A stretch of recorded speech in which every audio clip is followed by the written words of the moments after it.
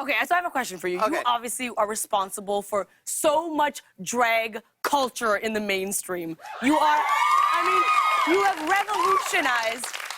What was the world like before Drag Race? Well, we had covered wagons. And, no, listen, I love drag. I've always loved drag. As a kid, I loved drag.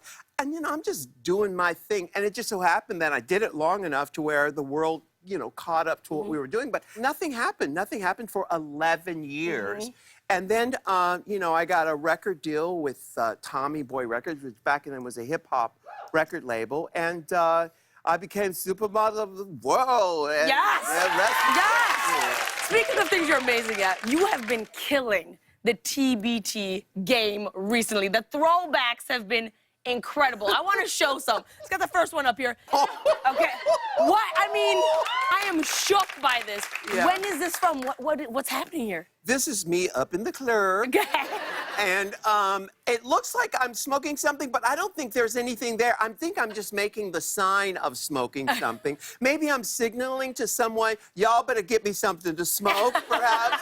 But, I would dress up and go, because back then, you could go out every night of the week, and I did, and you could go to 6 different clubs, maybe 8 different clubs in a night. The stamina. Yes, this is New York in the 80s. I love it so much. And it gets better because here you are in the next one with the goddess Cher. What is Cher? What? What are y'all talking about? She's telling me to snap out of it. No. I had a talk show on VH1 in 96, 97, 98. I don't know what we're talking about. That was a long time ago. But I saw her concert for the 20th time just the other night in Madison Square Garden, and it was fantastic. Fantastic. I love Cher. I have to congratulate you on AJ and the Queen. Thank you. Tell us, what can we expect? Who do you play? Tell me everything. AJ and the Queen is a Netflix show that is about a down-on-her-luck drag queen who